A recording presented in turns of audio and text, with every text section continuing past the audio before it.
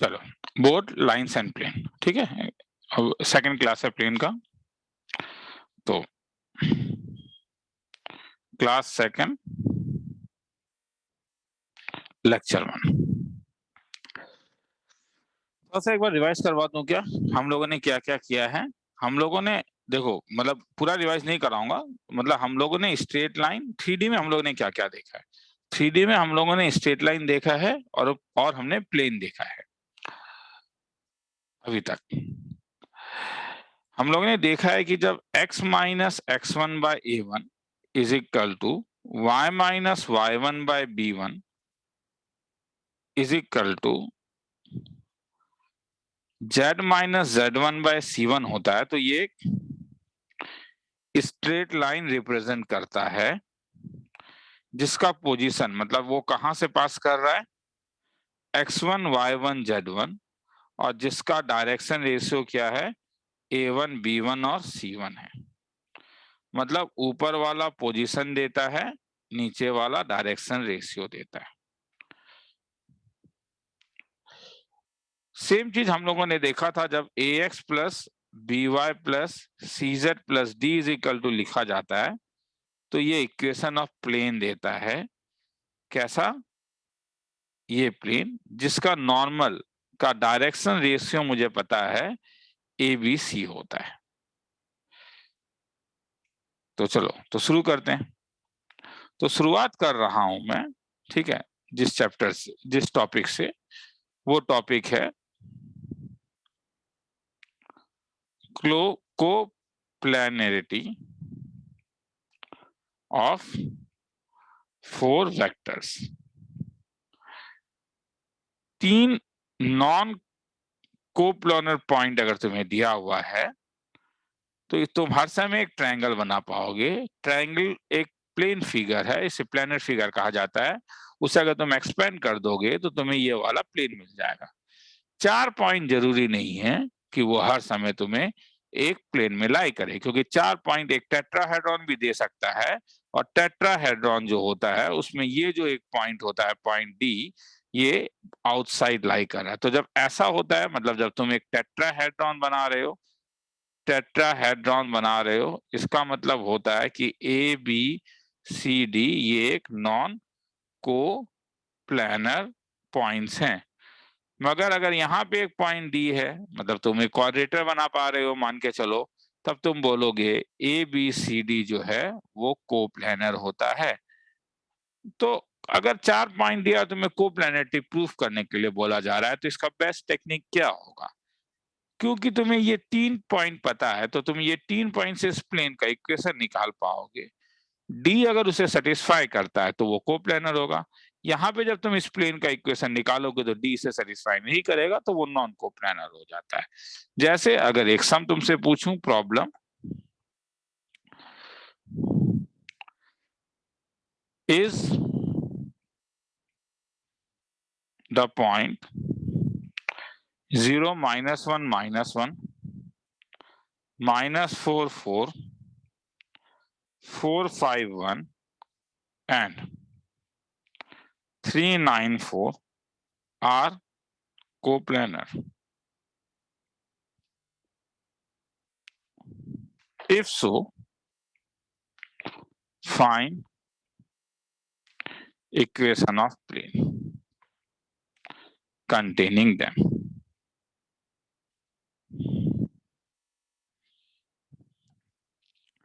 इसका मतलब है तुम्हें एक प्लेन पर 3 पॉइंट तो कोप्लानर होगा। ये पॉइंट अगर ए ले लूं, ये पॉइंट अगर बी ले लूं, ये पॉइंट अगर सी ले लूं, तो ए 0 -1 -1,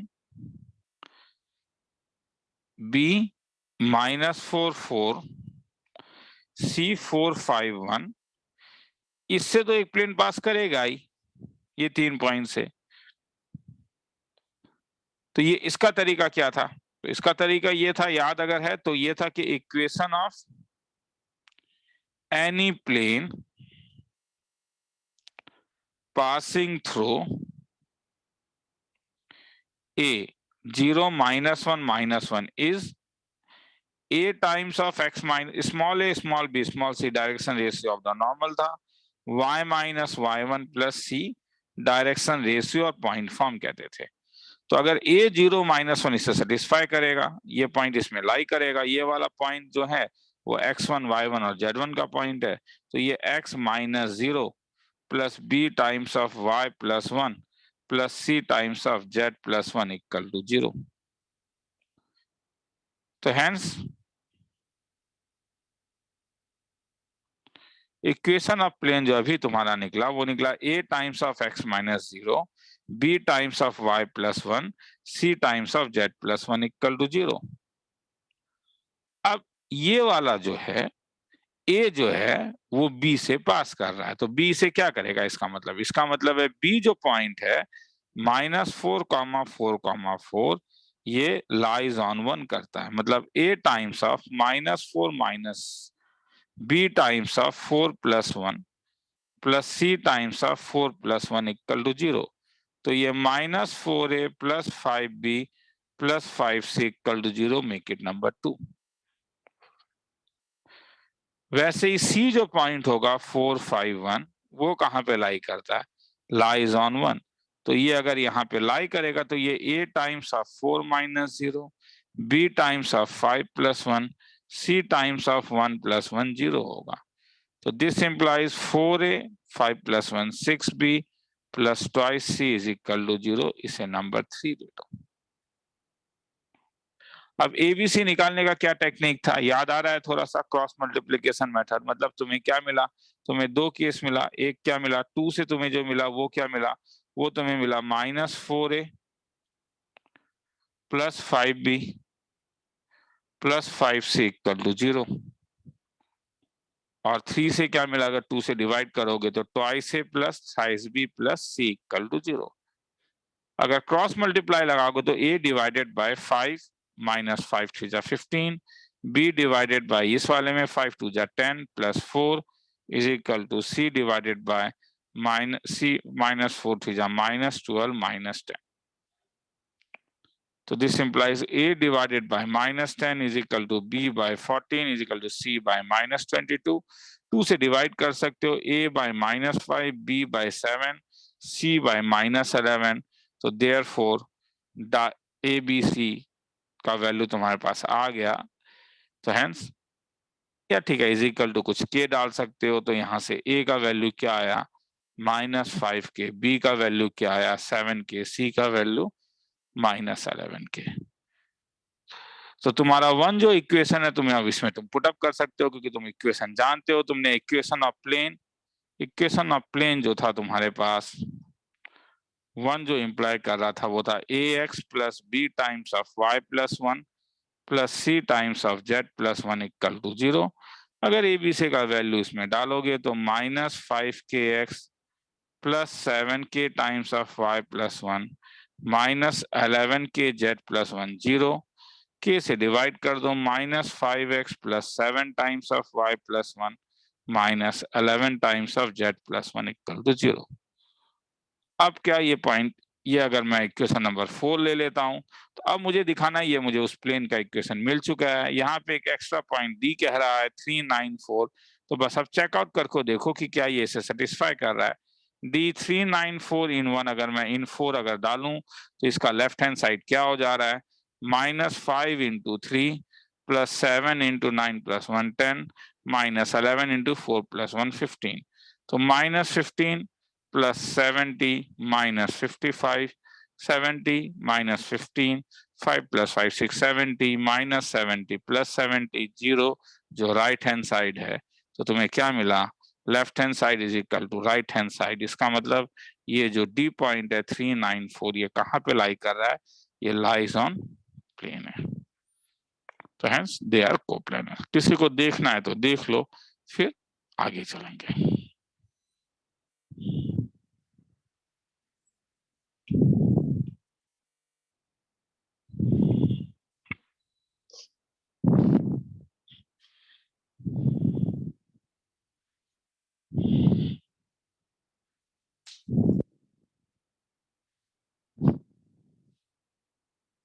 चलो आगे निकलता हूं। इसका एक सेकेंड मेथड भी था। method 2 determinant method। याद रखो, याद रख सकते हो a x1 y1 z1, b x2 y2 z2, c x3 y3 z3, d x4 y4 z4। They are, अगर ये को प्लानर है तब एक डिटर्मिनेंट का value x2 minus x1, y2 minus y1, z2 minus z1, x3 minus x1, y3 minus y1, z3 minus z1, x4 minus x, y4 minus y1 और z4 minus z1 0 होगा। और तुमसे कभी भी अगर इक्वेशन ऑफ प्लेन पूछे, ये याद है, equation of plane containing a आता कहां से है, स्केलर ट्रिपल प्रोडक्ट से आता था। बी x2 y2 ऊपर वाले वीडियो में एक बार देख सकते हो। सी x3 y3 और z3 इज, ये तब प्लेन का इक्वेशन था x minus x1, y minus y1, z minus z1, x2 minus x1, y2 minus y1, z2 minus z1, x3 minus x1, y3 minus y1 और z3 minus z1 equal to 0। ऊपर वाला कहां से आता है, अगर ये प्लेन है तो d इसे सेटिस्फाई करेगा, मतलब इस x y z के बदलेगा तुम x4 y4 z4 डालोगे तो ये x4 y4 और ये z4 हो जाएगा, और तब ये वाले जो चीजें हैं वो एग्जैक्टली सेम हो जा रहे हैं। तो ये मेथड ऊपर वाले में लगा सकते हो। अगर ऑब्जेक्टिव में आता है तब तो मैं यही लगाने के लिए बोलूंगा, क्योंकि क्वेश्चन में क्या दिया हुआ है, क्वेश्चन में 3 पॉइंट दिया हुआ है। ए था 0 -1 -1, बी था -4 4, सी था 4 5 1 और डी था तुम्हारे पास 3 9 4। तो यहाँ पे जब तुम डिटर्मिनेंट का फॉर्म लेते हो तो x2 माइनस x1, तो इसका मतलब ये -4 -0 4 + 1 और 4 + 1। फिर इसको इसके साथ जब माइनस करोगे 4 - 0 5 + 1 1 + 1, और इसे जब इसके साथ करोगे तो 3 - 0 9 + 1 और 4 + 1। इसका वैल्यू अगर निकालोगे तो ये -4, ये 5, ये 5, ये 4 5 + 1 6, ये 2, ये 3 9 + 1 10 4 + 1 5। इसे अगर ब्रेक करोगे -4 टाइम्स ऑफ 6 5 जा 30 -20 +5 टाइम्स +5 है तो पहले ये मल्टीप्लाई होगा 3 2 जा 6 -20 +5 ऑफ 40 -18, तो ये -40 हो जाएगा, ये +14 5 जा 70 -70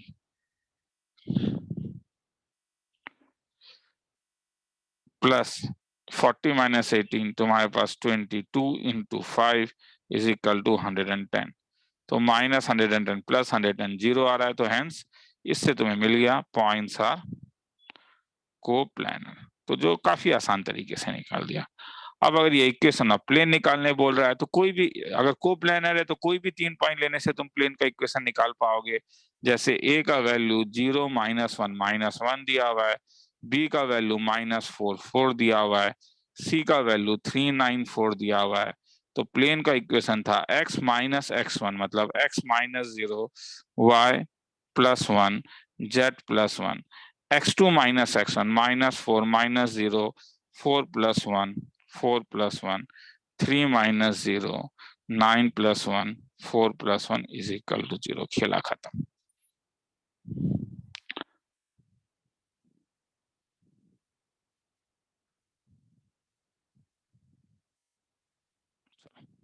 आगे चलें, देखना है ठीक है, थोड़ा सा देख ले, देखना है तो देख लो।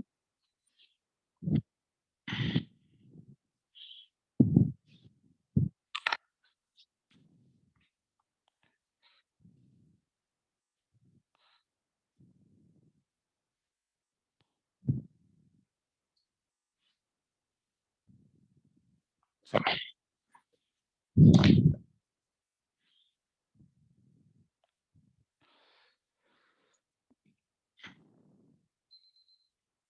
आगे चलता हूं।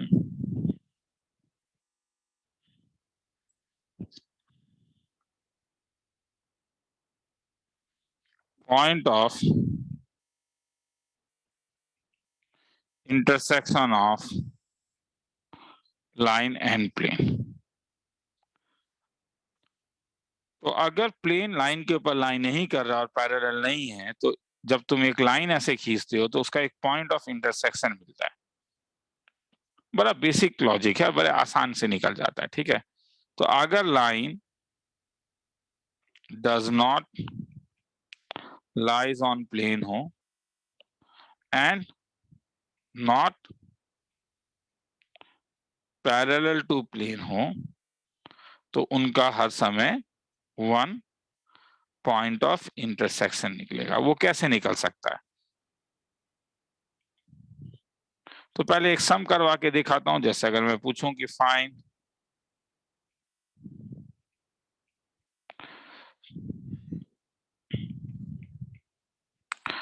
coordinate of points of intersection of the line joining 2 minus 3 1 and 3 minus 4 minus 5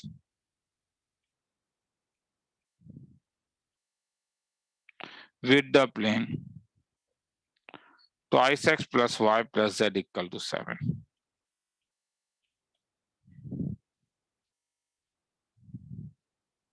सम को पढ़ के देखना है तो देख लो। Coordinate of points of intersection of line निकालना है ज्वाइनिंग ये दो पॉइंट विच प्लेन इतना।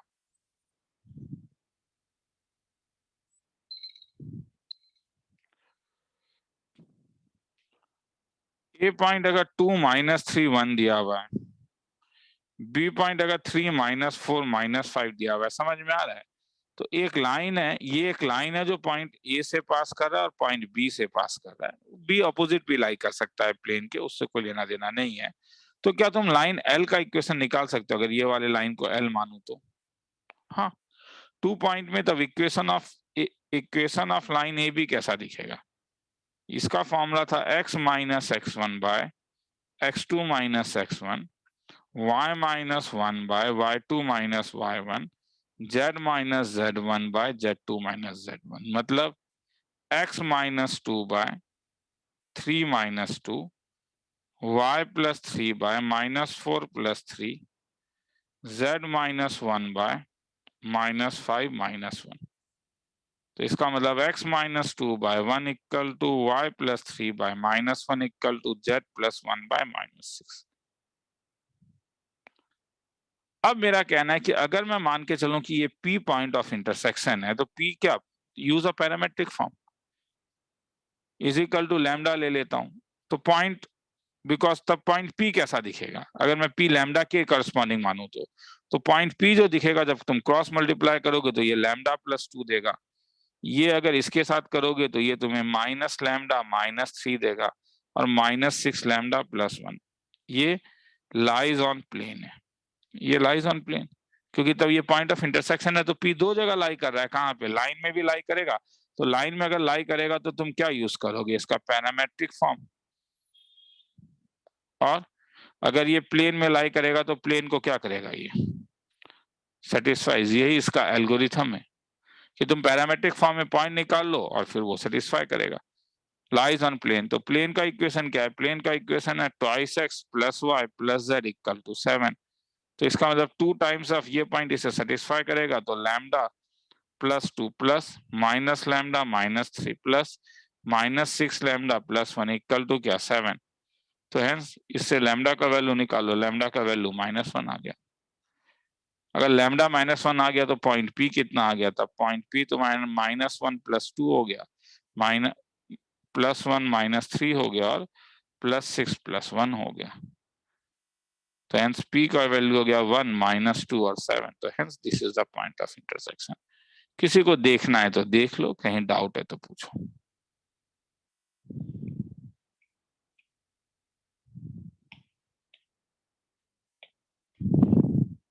और समझो, समझ में आया क्या पूछ रहे हैं?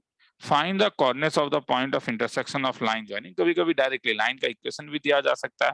तो अगर ऐसा केस है तो लाइन का इक्वेशन यहाँ पे, क्योंकि दो पॉइंट दिया हुआ है तो मैं मान के चल रहा हूँ पॉइंट ए और पॉइंट बी है, तो वो लाइन का इक्वेशन मैं निकाल सकता हूँ। अब P क्योंकि उसमें कोई भी पॉइंट है तो पैरामेट्रिक फॉर्म में कैसा दिखेगा, point is equal to lambda ले लूं। क्योंकि ये P पॉइंट है तो ये प्लेन में भी लाई कर रहा है, तो इसका मतलब ये प्लेन के इक्वेशन को सेटिस्फाई करेगा। तो हेंस उससे आंसर आ रहा है। किसी को देखना है तो देख लो, फिर आगे चलूंगा।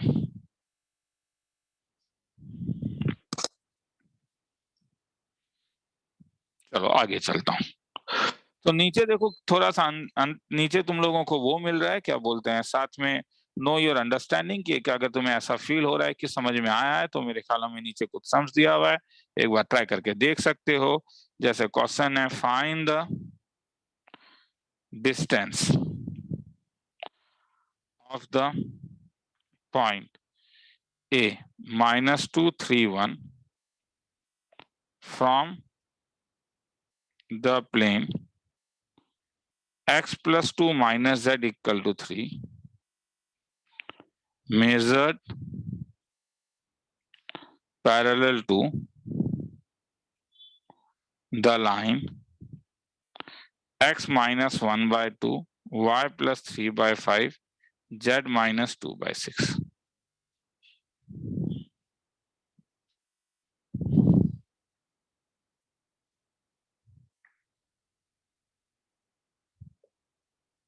चलो, find the distance of the point A from the plane इतना, measured parallel to the line इतना।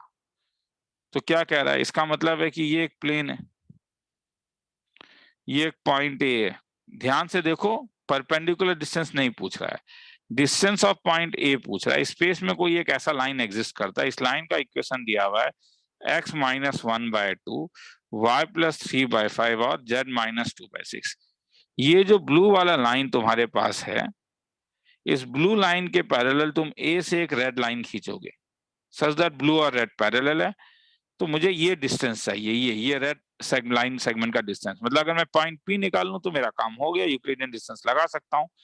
तो ये एपी और ये जो ब्लू लाइन है उसमें सेम क्या होगा, ये लाइन को अगर मैं एल ले लूं और ये लाइन को अगर एल डैश ले लूं, तो मुझे मालूम है क्योंकि L is parallel to L dash होगा, पैरेलल टू एल डैश होगा, इसका मतलब इन दोनों का डायरेक्शन रेशियोज आर प्रोपोर्शनल। ठीक है, तो इक्वेशन ऑफ एल डैश क्या है, समझ में आया? क्या करूंगा, इक्वेशन ऑफ एल डैश क्या है, x - 1/2 y + 3/3 z - 6/2। इसलिए direction ratio of L dash क्या हो जाएगा, 236। तो इसीलिए डायरेक्शन रेशियो ऑफ एपी क्या हो जाएगा, क्योंकि एपी भी तो उसके पैरेलल है, तो वो भी तो 236 होगा। लैम्डा लैम्डा कौन लिखेगा, क्योंकि मैं जानता हूं एपी जो है वो पैरेलल टू एल डैश है। अब एपी पास कहां से कर रहा है, क्या पोजीशन ऑफ एपी जानते हो किसी के रेस्पेक्ट में? हाँ, पोजीशन ऑफ ए मुझे पता है कि ए का कोऑर्डिनेट है -231।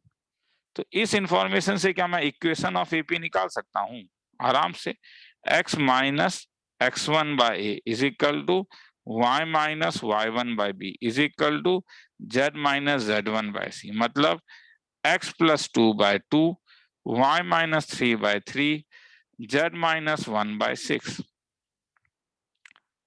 Therefore पॉइंट P कैसा दिखेगा, अगर मैं ये लैम्डा ले लूं तो पॉइंट P मुझे दिखेगा 2 लैम्डा -2 3 लैम्डा +3 और 6 लैम्डा +1। और P कहां पे लाई करेगा, 2 लैम्डा -2 3, ये दोबारा लिख के क्या फायदा है, ये कहीं पे लाई करेगा क्या? हाँ, ये लाइज ऑन कौन सा, जो प्लेन का इक्वेशन दिया हुआ है, x + 2y - z, x + 2y - z = 3। और ये इसे क्या करेगा, सेटिस्फाई करेगा। पुट अप कर दो, आंसर आ जाएगा। देखना है तो देख लो, फिर आगे चलते हैं।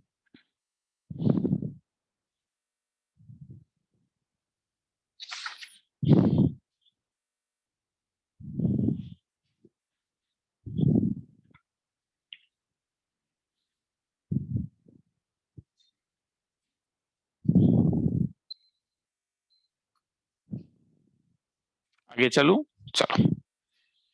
उसके बाद आता है लाइन अगर प्लेन में लाई करें, मतलब उसे कोप्लेनर लाइंस कहते हैं। कैसे पता चलेगा कि एक जो लाइन है वो दोनों लाइन सेम प्लेन में लाई कर रहा है। दो पैरेलल लाइन है तब तो एक प्लेन हर समय पास कर पाओगे, ठीक है। जो वो तो आराम से दो पैरेलल लाइन करके देखो तो पता चल जाएगा। मगर दो नॉन पैरेलल लाइन कभी भी जरूरी नहीं कि वो हर समय को प्लानर हो। जैसे तुम ध्यान से देखो, तुम जिस रूम में बैठे हुए हो, अगर तुम जमीन में एक लाइन ड्रॉ करते हो, जमीन में जहां पे तुमने पांव रखा हुआ है, और तुम छत में अगर एक लाइन ड्रॉ करते हो, तो दोनों कभी भी को प्लानर नहीं होगा, प्रोवाइडेड दोनों पैरेलल ना हो। मतलब अगर एजेस को देख रहे हो तो पॉसिबल है, क्योंकि एजेस को जब हम देखते हैं, एजेस को जब हम देखते हैं तो ये और ये कोप्लानर है, मगर ये और ये नॉन कोप्लानर है। अच्छा, ये भी तो पैरेलल हो रहा है, मगर अगर कुछ और एक दे लूं, ठीक है, ये और ये अगर ले लूं तो ये और ये, तो ये नॉन कोप्लानर है।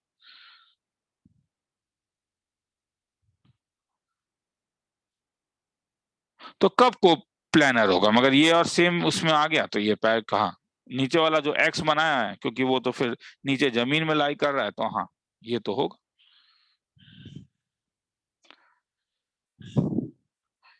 तो इसे देखने के लिए देखो क्या है कि हम ये कर सकते हैं कि हम ये मान के चल सकते हैं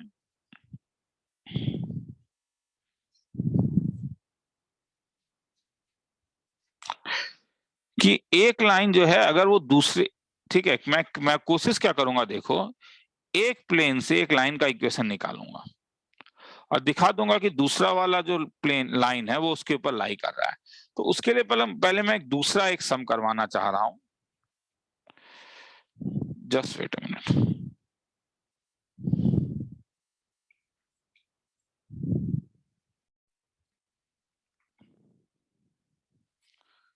चलो, ठीक है। तो पहले मैं ये तुम लोग को दिखाना चाहता हूँ कि कभी कभी तुमसे पूछेगा कि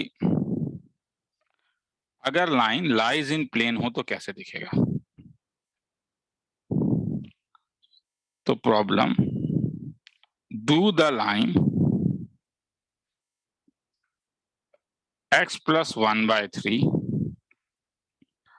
y+3/5 z+3/7 z+5 lies on the plane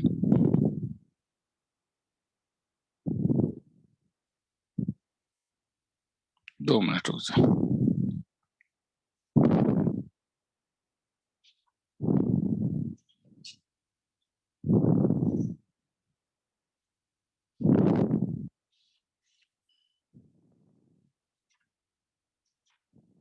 just wait.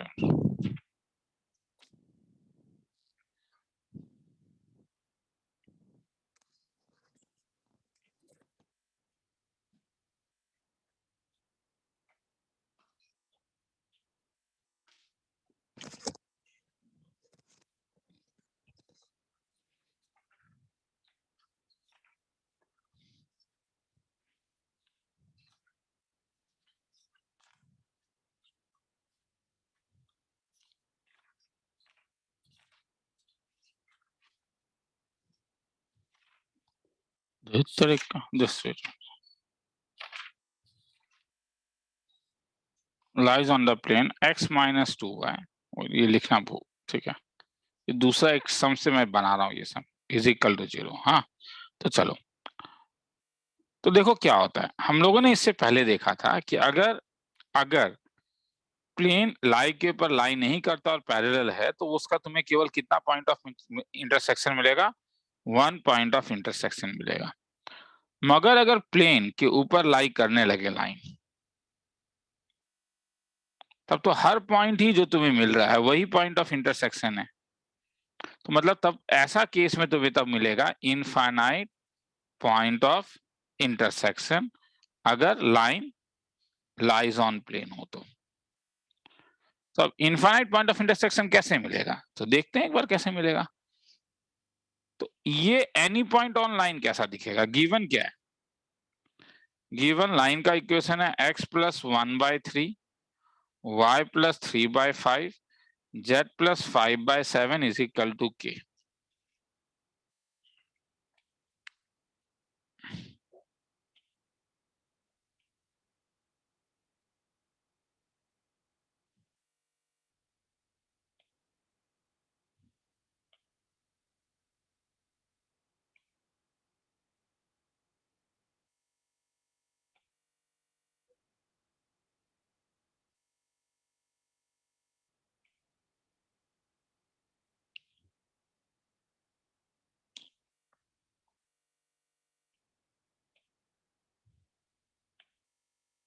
दो मिनट रुको, मैं कुछ देख रहा हूँ।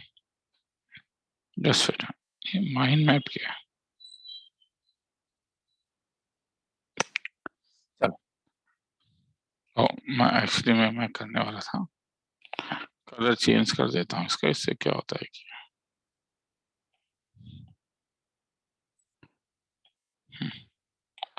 Do the line lies in the plane.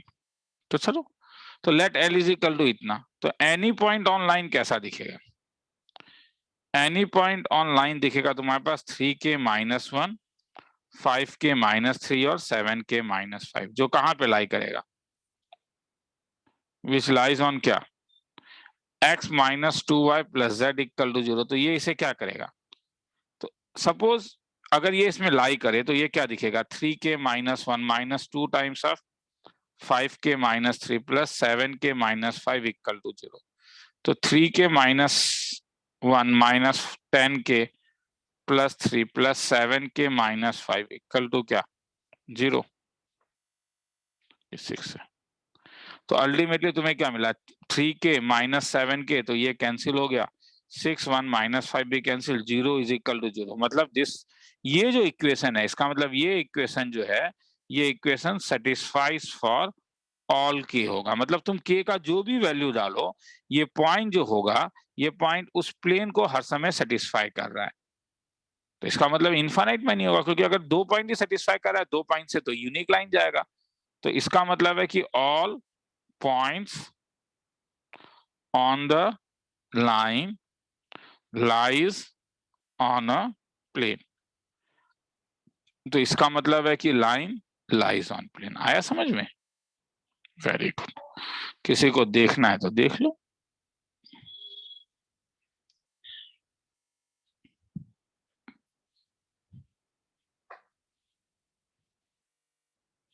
चलो आगे चलें। चलो, तो इसका मतलब मेरे पास अब एक एल्गोरिथम आए। ये एल्गोरिथम है मेरे पास कि x - x1/a = y - y1/b z - z1/c। ये लाइन है। = ले लो। तो कोई पॉइंट ऑन लाइन कैसा दिखेगा? a lambda +1 x1, b lambda +y1, c lambda +z1। अब ये कहां पे लाई कर रहा है? तुम लाइज ऑन सपोज ले लो एक lx + my + nz = p, एक प्लेन के इक्वेशन में, प्लेन के इक्वेशन में। तो अगर तुम पुटअप करोगे और तुम्हें अगर यूनिक वैल्यू ऑफ लैम्डा मिलेगा, यूनिक वैल्यू ऑफ लैम्डा, तो इसका मतलब है कि तुम बोलोगे लाइन इंटरसेक्ट प्लेन एट 1 पॉइंट, और ये तब होगा जब लाइन और प्लेन लाइन के ऊपर कुछ इंक्लाइंड होगा, पैरेलल नहीं होगा। अगर तुम्हें इनफाइनाइट वैल्यू ऑफ लैम्डा मिल गया, जो जैसे ऊपर मिला था, तो अगर तुम्हें इनफाइनाइट वैल्यू ऑफ लैम्डा मिल गया, इसका मतलब ये हर समय यहाँ पे लाई करेगा।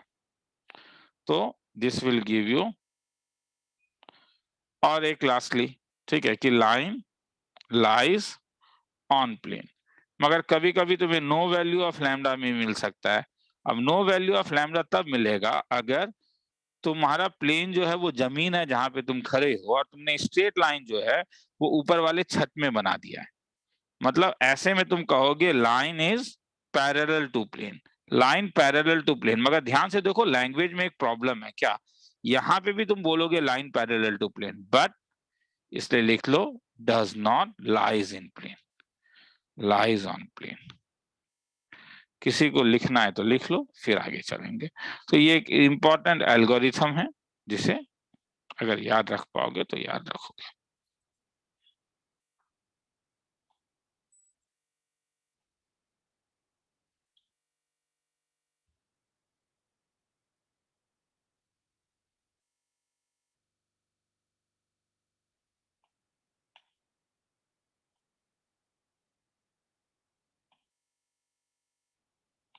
चलो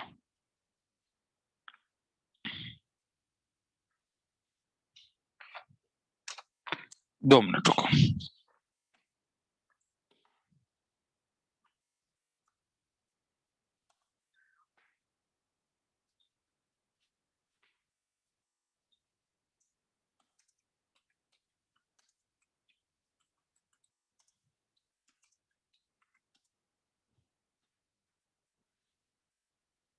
ऊपर यहाँ पे देखा, इसलिए 2 टाइप के सम्स दिया था।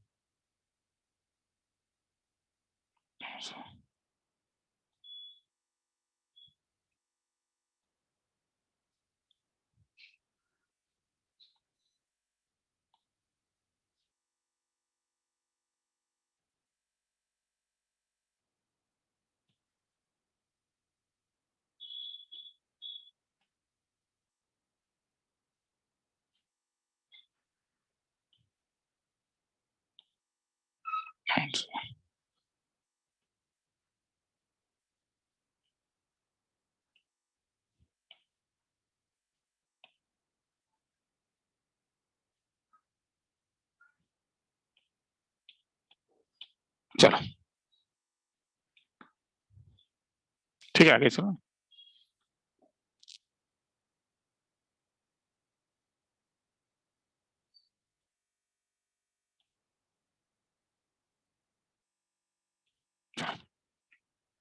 मैं एक्चुअली में कुछ कलरिंग करना चाह रहा था, देख लो बात।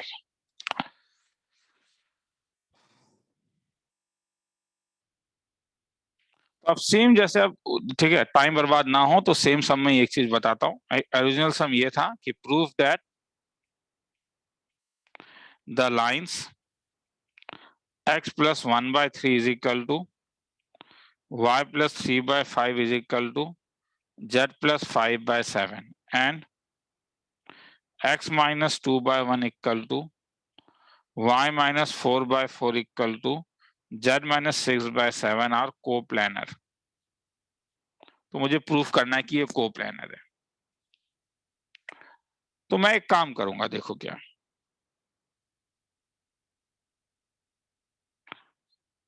मैं ये मानता हूं कि ये लाइन में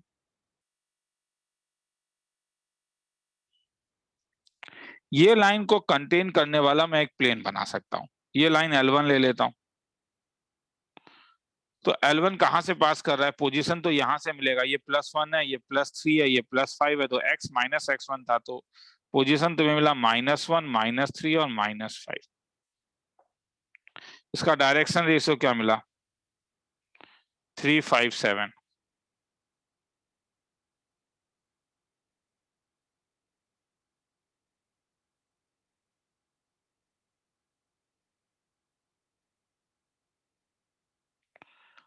अब मैं क्या करूंगा, क्योंकि इस एक लाइन से तो मैं प्लेन नहीं निकाल सकता हूं, क्योंकि एक लाइन से देखो, अगर मैंने ये वाला एक लाइन ड्रॉ किया तो यहां से मैं इनफाइनाइट, ये एक रेड वाला प्लेन हो सकता है, ये एक ब्लू वाला प्लेन हो सकता है, ये एक ब्लैक वाला प्लेन हो सकता है, तो मैं इनफाइनाइट प्लेन ड्रॉ कर सकता हूं। तो मुझे कुछ ना कुछ तो यहाँ का एक यूज करना पड़ेगा। जैसे मैं मान सकता हूं कि प्लेन ठीक है, अगर ये कोप्लेनर नहीं है तो ये कहीं दूसरे जगह लाई कर रहा है, मगर इसके पैरेलल है मगर प्लेन, तो इसलिए इसका डायरेक्शन रेशियो क्या मिल जाएगा? 1, 4, 7। या मैं हर समय एक काम कर सकता हूं, मैं हर समय एक काम कर सकता हूं कि इसका पोजीशन मुझे मालूम, जैसे ये वाला जो लाइन है, ये लाइन जो है सपोज ये वाला लाइन है, ये बोर्ड लाइन, हाँ, और ये जो पोजीशन है, इस लाइन का जो पोजीशन है, इस लाइन का पोजीशन क्या होगा, इस लाइन का पोजीशन होगा 246, वो कहीं पे लाई कर रहा है, सपोज यहाँ पे लाई कर रहा है 246। तो इसका मतलब है कि मैं ये ब्लैक वाला जो मेरा ये जो प्लेन बना, ये प्लेन तो मैं हर समय बना सकता हूँ। तो मैं क्या दिखा दूं, अगर मैं दिखा दूं कि ठीक है मैं इस प्लेन का इक्वेशन निकाल सकता हूं, और ये दिखा दूं कि उसके बाद ये जो मैंने लाइन का केवल पोजीशन लिया है, इसका डायरेक्शन कोसाइन से मुझे अगर पता चल जाए, डायरेक्शन रेशियो से, कि लाइन जो है वो प्लेन के पैरेलल है, तो क्योंकि ये यहां से पास कर रहा और पैरेलल है, तब तो ऐसा ही होना पड़ेगा, क्योंकि ऐसा तो इंक्लाइन तो कर नहीं सकते, तब पैरेललिज्म कहां से आएगा। तो चलो शुरू करता हूँ, हाँ, जो बता रहा हूँ। तो इसका मतलब लाइन L1 क्या है, L1 मेरे पास है x plus 1 by 3 is equal to y plus 3 by 5 is equal to z plus 5 by 7, make it। L2 मेरे पास क्या है, x minus 2 by 1 equal to y minus 4 by 5 equal to z minus 6 by 7।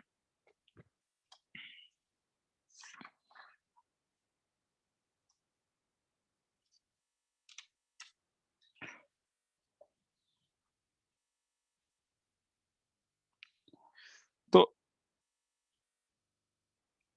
Equation of plane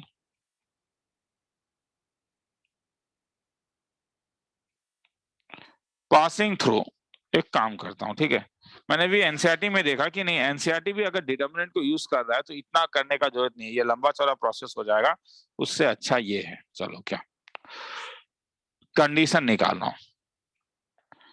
condition of coplanarity of two lines, x minus x1 by 1, y minus y1 by b1, z minus z1 by c1, x minus x2 by a2, y minus y2 by b2, z minus z2 by c2।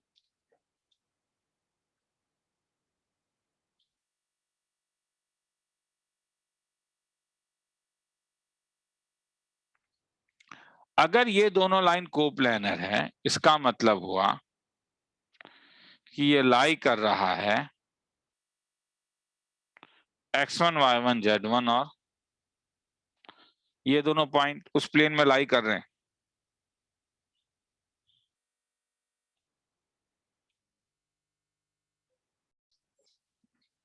चलो, तो condition of coplanarity, हाँ, तो x minus x1 x2 x3 y1 minus y2 y3, रिया चश्मा दीदी बनाओ। तो इसका जो डायरेक्शन रेशियो है वो है a1 b1 c1, इसका जो डायरेक्शन रेशियो है a2 b2 c2। इसका मतलब है कि तीन वेक्टर, अब मैं देखो मैं ड्रॉ कर रहा हूं, हाँ, अगर मैं इसे ड्रॉ कर दूं, इसे अगर मैं ज्वाइन कर दूं, सपोज मैं ए बी को ज्वाइन कर दूं, तो direction ratio of A B क्या आएगा, x2 minus x1 y2 minus y1 और z2 minus z1। Direction ratio of L1 vector क्या आएगा, L1 मतलब ये वाला वेक्टर a1 b1 c1, और direction ratio of L2 vector क्या आएगा, a2 b2 c2। और तीन वेक्टर अगर कोप्लानर होते हैं तो हमारे पास था उसका स्केलर ट्रिपल प्रोडक्ट जो होता है वो 0 होता है। स्केलर ट्रिपल प्रोडक्ट का मतलब डिटर्मिनेंट और उसके कंपोनेंट्स x एक्सिस के साथ, y एक्सिस के साथ और z एक्सिस के साथ। तो x2 minus x1 y2 minus y1 z2 minus z1 a1 b1 c1 और a2 b2 c2 is equal to 0। किसी को लिखना है तो लिख लो। तो ये condition of coplanarity of two lines है, बड़ा बेसिक है। क्या आया, इस पोजीशन क्या है इसका, x1 y1 z1 x2 y2 z1। तो पोजीशन को माइनस करो, नीचे जो डायरेक्शन की रेशियो है वो लिख दो, इज इक्वल टू, अगर 0 होता है तो दे आर कोप्लेनर। तो ऊपर वाले सम में अगर मैं जाऊं तो इस ये दो लाइन है और कह रहा है कि मुझे पता करने के लिए कि ये कोप्लेनर है। तो ये वाला लॉजिक अगर मैं लगाना चाहूं तो इसका मतलब है इसका पोजीशन क्या आया, इसका पोजीशन मेरे पास आया -1, -3 और -5। इसका पोजीशन क्या आया, इसका पोजीशन आया 2, 4 और 6। इसका डायरेक्शन रेशियो क्या हुआ, इस लाइन का डायरेक्शन 3, 5, 7 और इसका डायरेक्शन रेशियो क्या है 1, 4, 7। तो मुझे क्या डिटरमिनेंट का वैल्यू निकालना है, मुझे एक डिटरमिनेंट का वैल्यू निकालना है, वो था x2 - x1, y2 - y1, z2 - z1 और फिर उसके डायरेक्शन रेशियोज। तो x2 - x1, y2 मतलब ये पोजीशन और ये पोजीशन अगर मुझे मालूम है तो इसलिए इसका वैल्यू क्या हो जाएगा 2 + 1, 4 + 3 और 6 + 5, फिर 3, 5, 7, फिर 1, 4, 7। तो ये क्या हो गया 2 + 1, 3, 4, 5, 6, 7, 6 + 5, 11। ये क्या हुआ 3, 5, 7 और ये क्या 1, 4, 7। अब इसका डिटरमिनेंट का वैल्यू निकाल के देखो, वो 35 आएगा -28 + 7 टाइम्स ऑफ 7 - 21, 11 टाइम्स ऑफ 12 - 5 करके देखना इक्वल टू 0। अगर ये 0 आ गया क्योंकि डेल 0 आया, इसका मतलब जो लाइंस है, लाइंस आर क्या को प्लानर। तो ठीक है, तो ये जो है ना ये जो पार्ट है, ये पार्ट इंपॉर्टेंट है। ठीक है, तो ये और ये रिजल्ट है, ये रिजल्ट है।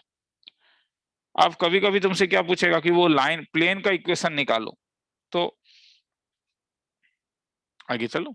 ठीक है, तो इसीलिए अगर तुम्हें कभी अब ये मैं पूछूं कि तुम्हें equation of plane containing two non parallel lines x - x1 by a1, y - y1 by b1, z - z1 by c1, x - x2 by y - y2 by और z - z2 by c2 is, अब determinant form में equal to 0 कर दो। ये देखो reserve था ना, ये वाला हर समय पोजीशन ऑफ प्लेन के लिए रिजर्व होता है हर समय। तो पोजीशन ऑफ प्लेन के लिए रिजर्व होता है, तो कह रहा है कि ये दो लाइन जो है वो प्लेन में लाई कर रहा है। तो ये जो लाइन पहले वाले लाइन का जो एक पोजीशन है, ये जो पोजीशन है x1 y1 z1, ये पोजीशन तो प्लेन का भी होगा क्योंकि वो उसमें लाई कर रहा है। नीचे वाले दो जो रिजर्व थे वो डायरेक्शन रेशियो के लिए रिजर्व थे, वो वेक्टर जो प्लेन से पैरेलल है। अब ये वाला लाइन और ये वाला लाइन तो खुद प्लेन से पैरेलल है, इसलिए इन दोनों का डायरेक्शन रेशियो क्या है a1 b1 c1 और क्या a2 b2 c2, हेंस ये हो गए। तो ऊपर वाले में अगर पूछता कि हाँ प्लेन का भी इक्वेशन निकालो तो डायरेक्टली निकाल लेते। अब कभी कभी मगर क्या हो सकता है, किसी को लिखना है तो ये लिख लो, अब कभी कभी क्या हो सकता है, लिखोगे रे, केवल वीडियो देखने से नहीं होगा। हाँ, अब कभी कभी क्या हो सकता है कि तुम्हें इक्वेशन ऑफ प्लेन तो पूछेगा मगर वो पैरेलल प्लेन पूछेगा, सॉरी पैरेलल लाइन दे देगा तब। तो अगर suppose x - x1 by a1 is equal to y - y1 by b1 equal to z - z1 by c1 और नीचे एक ऐसा लाइन दिया है जो प्रोपोर्शनल है, तो इसमें भी तुम b1 डाल सकते हो और इसमें भी c1 डाल सकते हो। मतलब अगर ये पैरेलल लाइंस हैं तो कोप्लेनर होगा ही। तब इस इक्वेशन ऑफ प्लेन को कैसे लिखोगे, तो इक्वेशन ऑफ प्लेन लिखने के लिए तुम्हारे पास क्या था, मुझे मैं जानता हूं ये ऑनलाइन क्लास है मगर तब भी तुम बोल पाओगे इस ब्लू के लिए, इस रेड के लिए और इस येलो के लिए तीन चीज था, क्या क्या, इस वाले में क्या जाता है पोजीशन ऑफ प्लेन, और वो तुम कोई भी यूज कर सकते हो क्योंकि तुम जानते हो कि a x1 y1 z1 भी प्लेन में लाई कर रहा है और b x2 y2 और z2 भी लाई कर रहा है, तो इसलिए ये आ जाएगा x - x1 y - y1 z - z1। अब ये कोई भी एक ऐसा लाइन या वेक्टर जो पैरेलल टू प्लेन है, तो ये जो डायरेक्शन रेशियो है ये काम कर जाएगा। मगर अब यहाँ पे तो तुम a1 b1 c1 नहीं दे सकते हो क्योंकि डिटरमिनेंट अब तो 0 हो जाएगा, क्योंकि तो क्या करोगे, तब क्या करोगे अगर तुम ए बी को ज्वाइन कर देते हो तो क्या होता है, क्या ये प्लेन के पैरेलल है? हाँ, और इसका डायरेक्शन रेशियो क्या होगा तब? x2 minus x1, y2 minus y1 और क्या z2 माइनस z1। तो हो गया। मतलब अगर मैं तुमसे कभी पूछूं कि मुझे इक्वेशन ऑफ प्लेन निकालो containing x minus 1/2, y plus 1/3, z minus 1/4 and x plus 1/4, y minus 1/6,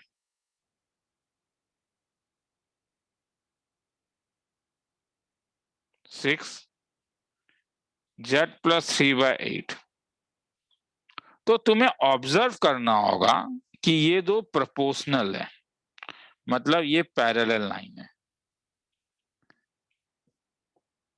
तो इसलिए ये दोनों तुम नहीं डाल सकते हो। ऊपर का पोजीशन किसी एक का पोजीशन ले लो, जैसे इसी का पोजीशन लिख लो x माइनस 1, y प्लस 1 और क्या, ये वाला लाइन कोई भी एक ले लो, 2 3 4 तुमने ले लिया। अब नीचे क्या करोगे तब? इसलिए इसका जो पोजीशन आया है, इसका पोजीशन क्या है? 1 माइनस 1 1, और इसका पोजीशन क्या है? Minus 1 1 minus 3। तो क्या हो जाएगा? ये हो जाएगा माइनस 1 माइनस 1, ये हो जाएगा 1 प्लस 1 माइनस 3 माइनस 1। हो गया। किसी को लिखना है तो लिख लो, फिर आगे चलेंगे।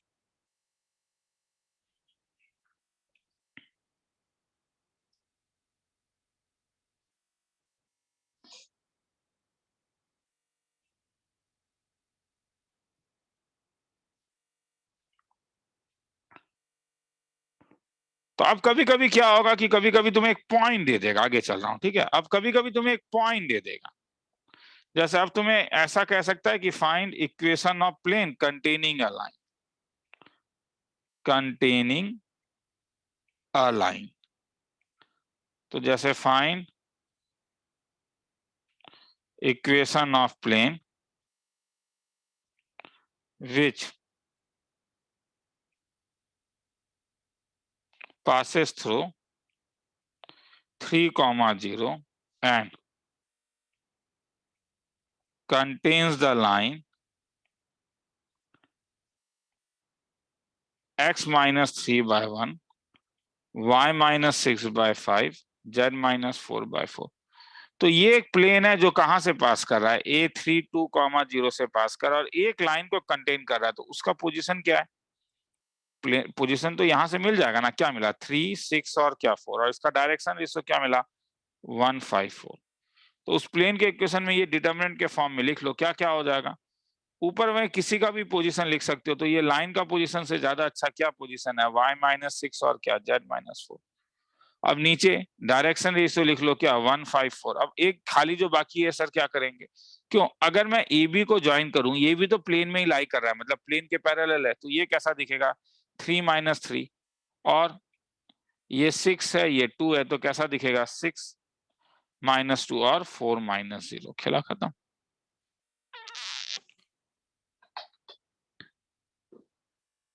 ना हाँ, इसे ऐसा भी कर सकते हो, मतलब अगर लॉन्गर मेथड से करना है तो method 2, equation of plane containing x minus 3/1, y minus 6/5 और z minus 4/4 इज, हमारे पास था a times of x minus x1, तो वो तो यहीं से मिल गया पोजीशन, क्योंकि 3 6 और 4 उसमें लाई कर रहा है। b times of y minus 6 और c टाइम्स ऑफ क्या? z minus 4 equal to 0। अब ये वाला पॉइंट जो इस प्लेन में लाई कर रहा है, इसका मतलब A320 लाइज ऑन 1। तो अगर ये 1 में लाई करेगा तो ये से सेटिस्फाई करेगा। 0A plus minus 4B plus minus 4C equal to 0। अब प्लेन का जो नॉर्मल है वो क्या है? वो तो ABC है, तो वो ये वाले लाइन के भी तो नॉर्मल होगा, क्योंकि प्लेन के ऊपर लाई कर रहा है ये लाइन। नॉर्मल तो मतलब मेरा पेन का डायरेक्शन ना, तुम्हारे पेन का डायरेक्शन। तो इसको जो जिस कॉपी में तुम लिखोगे, उस कॉपी में कोई भी लाइन ड्रॉ करोगे तो पेन तो उससे परपेंडिकुलर होगा। अगर पेन सीधा पकड़ रहे हो तो लिखना मुश्किल होता है, तब एकदम 90 डिग्री में हम थोड़ा स्लैंटेड करके लिखते हैं। तो इसका मतलब ये है कि डायरेक्शन रेशियो ऑफ नॉर्मल क्या है? डायरेक्शन रेशियो ऑफ नॉर्मल अगर ए बी सी है, और डायरेक्शन रेशियो ऑफ लाइन, जो लाइन ऑन प्लेन जो कंटेन कर रहा है, उसका डायरेक्शन रेशियो तो यहां से मिल गया कितना, 154। तो ये क्या देगा, 1 इंटू ए प्लस कितना, 5 इंटू बी प्लस 4 इंटू सी। तो क्या आप 2 और 3 से क्या ए बी सी नहीं निकाल सकते हो? तो यहां से भी कर सकते हो, मगर ऊपर डिटरमिनेंट वाला अगर सीखोगे तो ज्यादा बेटर है, मैं बस इतना बोल सकता हूँ।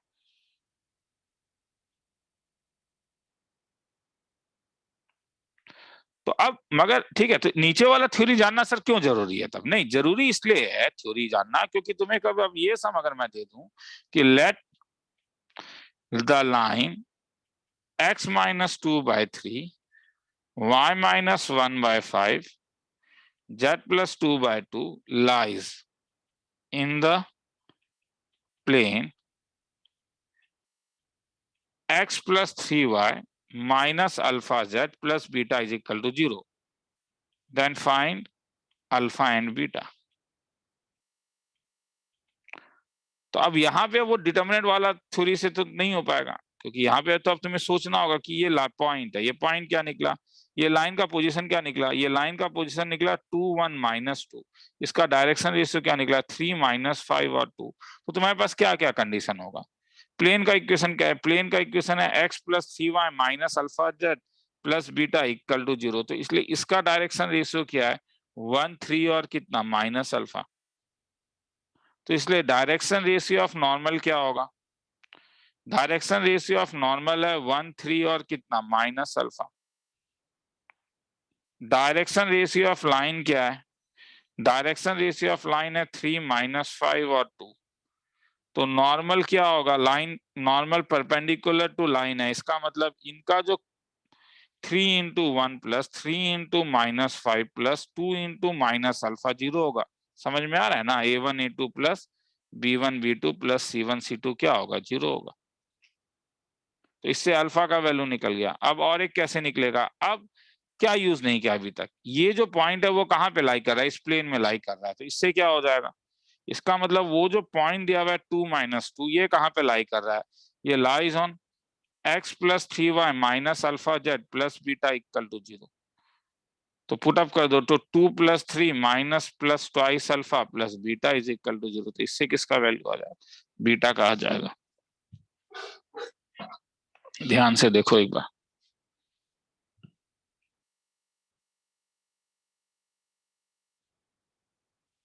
चलो आगे चलो, चलो आगे चलता हूं।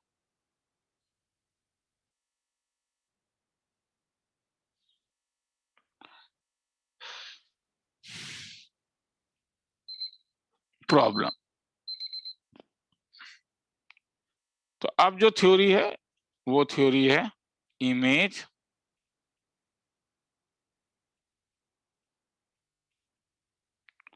foot of perpendicular of point with respect to line. Find दोनों foot of perpendicular image of point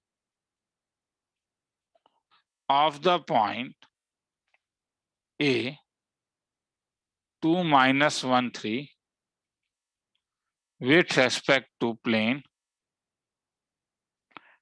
3x minus 2y plus z equal to 0। Solution, ये क्या है? एल्गोरिथम सॉल्यूशन दोनों एक साथ ही आ जाएगा, इसमें कुछ एक्स्ट्रा करने का जरूरत नहीं है। सम करके देखो एक बार, 10 सेकंड का टाइम दे रहा हूं। तुम्हें फुट ऑफ परपेंडिकुलर निकालना है, तुम्हें इमेज निकालना है एक पॉइंट का, किसके रेस्पेक्ट से? प्लेन के रेस्पेक्ट में। तो ये जब तुम देख रहे हो तो इसका मतलब है ये एक्चुअली में लाइन और प्लेन के इंटरसेक्शन वाला सम है। खुद एक बार खुद ट्राई करके भी देखो, ठीक है? देखो, क्योंकि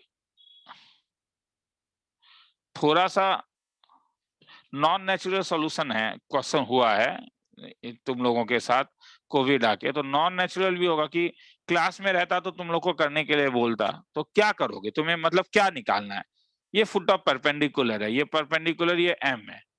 तो क्या ये एम एक्चुअली में क्या है? तुम क्या देख रहे हो? क्या एम क्या है? क्या एम पॉइंट ऑफ इंटरसेक्शन नहीं है? हाँ, किस किस का? तो एम जो है ये फुट ऑफ परपेंडिकुलर जो है, ये फुट ऑफ परपेंडिकुलर एक्चुअली में क्या है? This is the point of intersection of line AM and plane.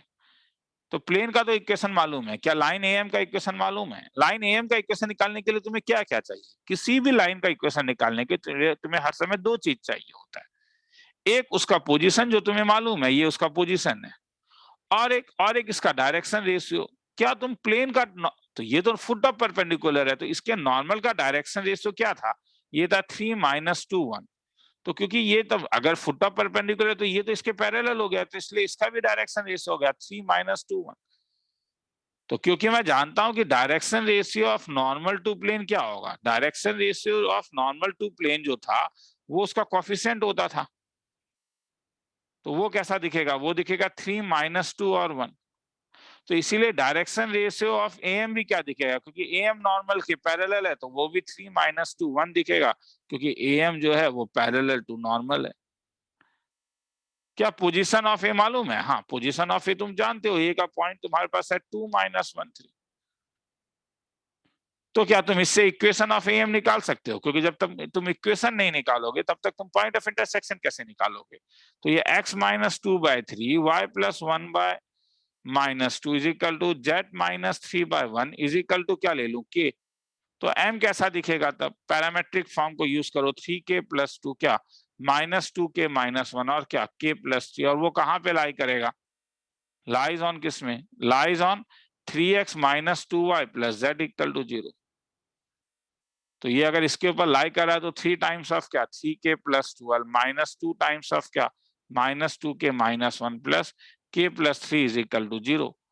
ठीक है, सॉल्व एग्जाम्पल है भैया, तो इसीलिए मैं ये सब में इंटरेस्टेड नहीं हूँ। इससे तुम निकाल सकते हो k का वैल्यू जब निकालोगे तो इससे पॉइंट m तुम्हारे पास आ जाएगा। m तुम्हारे पास आता है 11/7 - 5/7 और 20/7। अब मुझे बोलो, ये प्लेन में अगर तुम्हें m का वैल्यू पता चल गया कि वो 11/7 - 5/7 और 20/7 है, a का वैल्यू तुम जानते हो 2 - 1 और 3 है, तो क्या इसका इमेज नहीं निकाल सकते हो? इसका इमेज डैश अगर मैं अल्फा बीटा गामा ले लूं तो क्या यूज कर सकता हूं? m जो है वो क्या होगा? दैट इज द ये mid point of a dash होगा, नहीं क्या? तब इसका मतलब 11/7 किसके इक्वल होगा? 11/7 ये होगा 2 + α/2 से, तो इससे किसका वैल्यू आ जाएगा? अल्फा। वैसे ही बीटा, वैसे ही गामा आ गया। देखना है तो देख लो, 15 सेकंड का टाइम बस देखने के लिए दे रहा हूं, समझ में आया? तो फुट ऑफ परपेंडिकुलर और इमेज, ये सम जब तुम देखोगे तो तुम्हारे दिमाग में क्या एल्गोरिथम आएगा? ऐसा सम जब देखते हो तो एल्गोरिथम आएगा कि ये एक्चुअली में ये एक्चुअली में point of intersection of plane and line का सम है। तो ये सब चीजें दिमाग में अगर आएगा तभी बना पाओगे, अगर नहीं आएगा तो कैसे बनाओगे?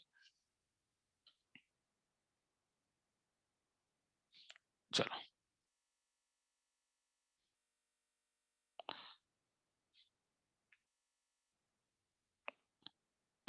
तो अब दो प्लेन कभी कभी तुम्हें दिया रहेगा, और दो प्लेन कहां पे इंटरसेक्ट करता है? नॉन पैरेलल, तो एक लाइन में इसका इक्वेशन निकालना होगा। इसे कहते हैं unsymmetrical form of line.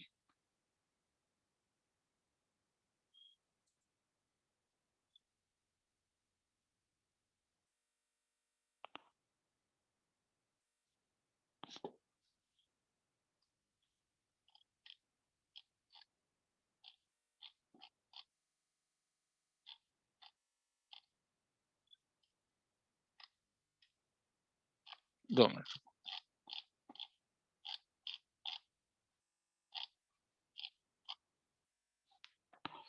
Find equation of line of intersection of planes r dot I + j - 2k = 8 and 3x - y + 4z = 12 in symmetrical form। सम करके देखो,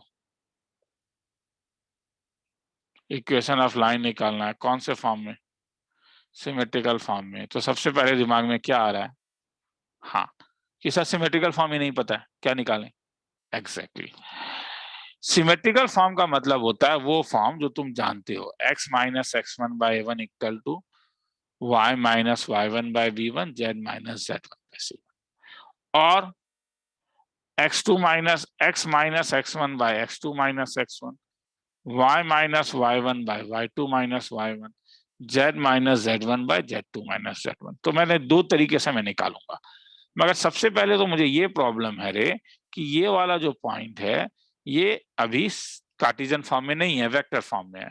तो इसलिए सॉल्यूशन शुरू करते हैं। तो 2 पॉइंट्स क्या क्या दिया हुआ है, 2 प्लेन्स जो तुम्हें दिया हुआ है वो है, एक प्लेन हो गया x plus y minus 2z equal to 8, और एक हो गया 3x minus y plus 4z equal to 12। तो अगर ये दो प्लेन हैं,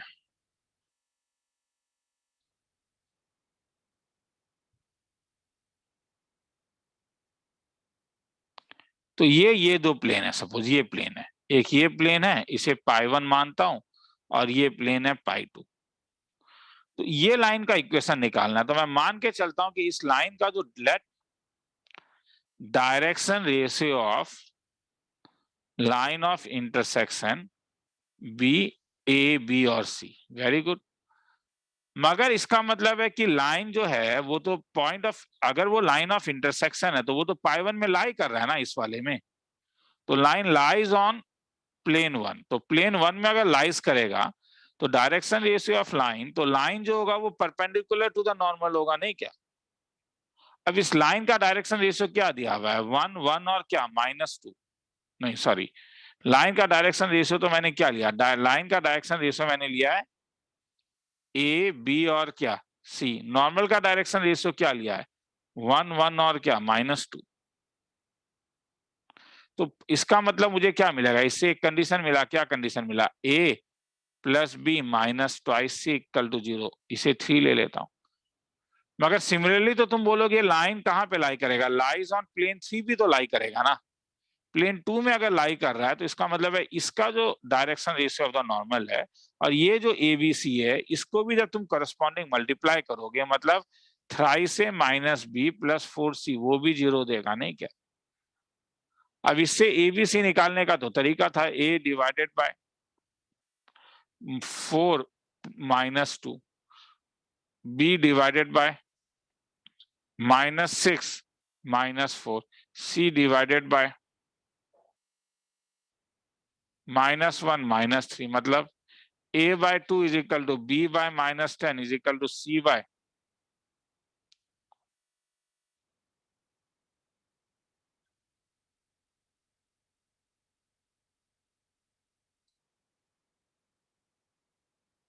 -4।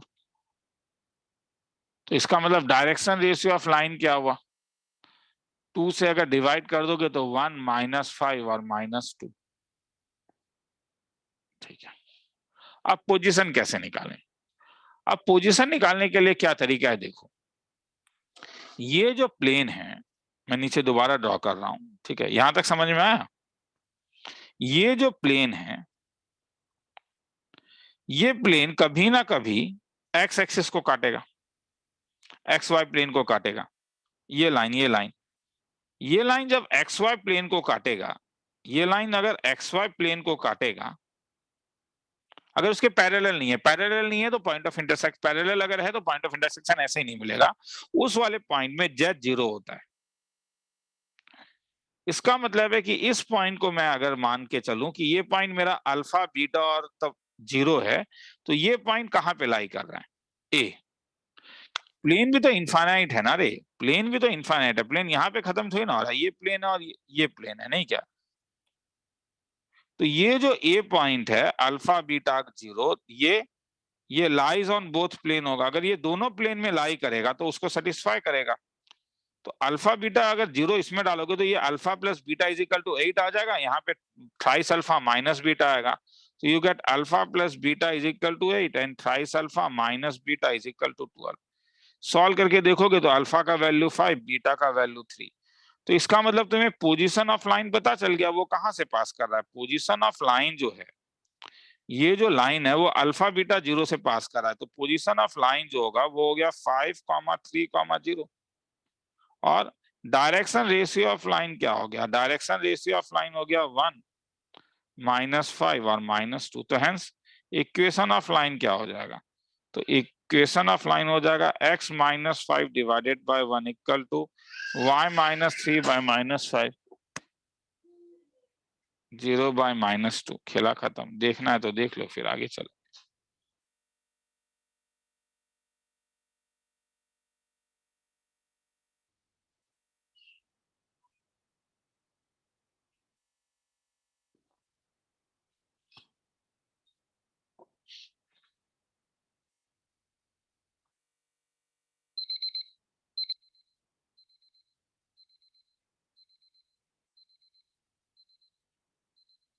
चलो आगे चलो। चलो,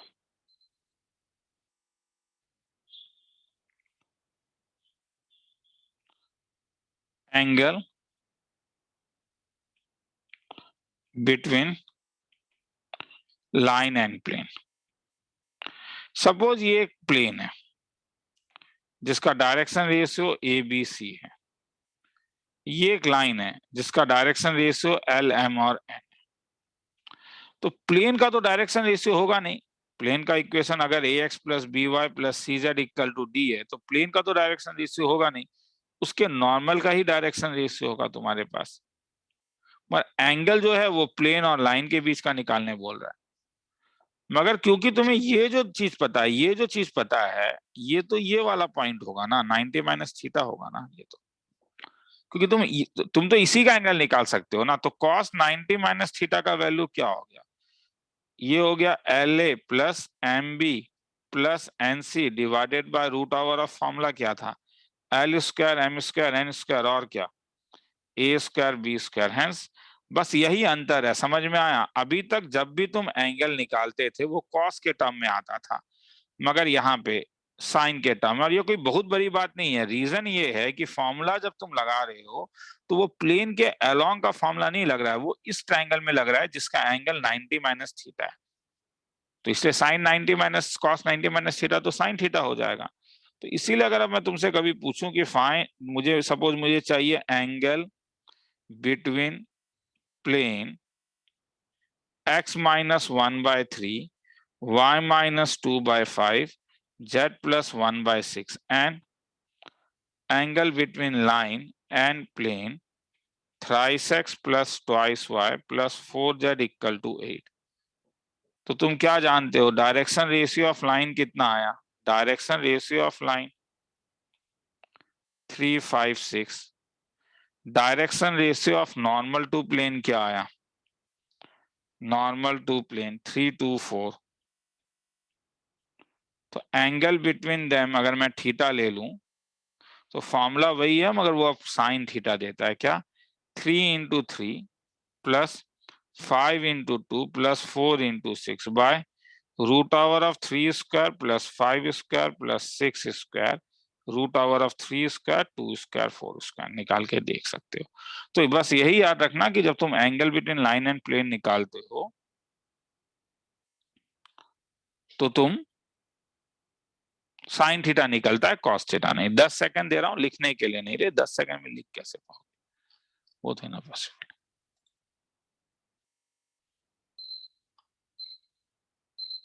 चलो आगे चलते हैं।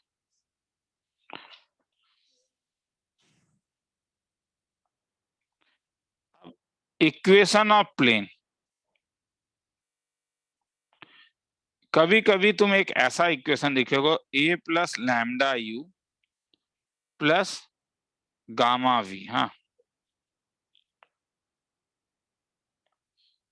ये हर समय तुम्हें क्या देगा, ये इक्वेशन ऑफ प्लेन देगा। कहां से पास करेगा, passes through A and parallel to vector, दो वेक्टर के u बार। इसका प्रूफ मैं अभी नहीं दे पाऊंगा, हाँ, हालांकि ये एनसीईआरटी में है भी नहीं, पर क्योंकि आरडी शर्मा में है तो इसलिए एक बार मैं बता देता हूं ये। तो अगर ये ऐसा होगा तब इसका इक्वेशन कैसा दिखेगा, आर माइनस ए यू और क्या वी इज इक्वल टू क्या 0।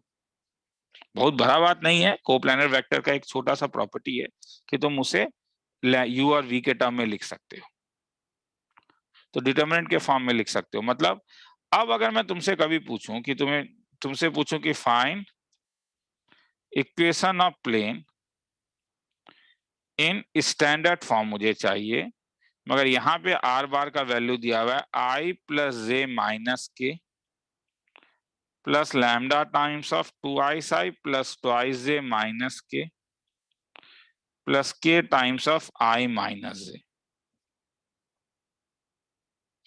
तो ऊपर वाले लॉजिक से पता चल रहा है कि ये मुझे पोजीशन ऑफ प्लेन देगा। क्या देगा, पोजीशन ऑफ प्लेन जो मेरे लिए x1 y1 z1 है, वो अब कोफिशिएंट इसका 1 1 1 हो जाएगा। ये direction ratio of vector parallel to plane, तो दो वेक्टर्स मुझे मिले, एक मिला 2 2 माइनस 1 और एक मिला 1 माइनस 1 0। तो इक्वेशन ऑफ प्लेन जो है डिटरमिनेंट फॉर्म में मेरे पास था, पहला वाला जो रिजर्व था वो पोजीशन के लिए रिजर्व था, नहीं क्या? उसके नीचे वाला वो वेक्टर जो प्लेन के पैरेलल हो, तो ये तो है। उसके नीचे वाला वो वेक्टर जो प्लेन के पैरेलल हो, ये भी है। इसका मतलब ये तुम्हारे पास होगा x minus 1 Y minus 1 Z. मैं फिर से कह रहा हूं, प्रूफ मैंने इसका स्किप किया, इसलिए ये एकदम लास्ट में करवा रहा हूं मैं, ठीक है? कोई बहुत बड़ा बात नहीं है, मगर क्योंकि इसलिए एनसीईआरटी ने दिया भी नहीं है ये वाला चीज।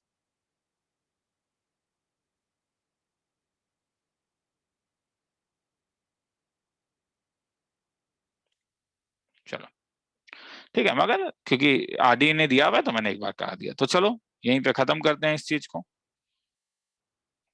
चलो, तो इसका नेक्स्ट क्लास में प्लेन एंड लाइन और बाकी है। हाँ, अब प्लेन्स के और कुछ प्रॉपर्टीज बाकी हैं, वो नेक्स्ट क्लास में अपलोड होगा।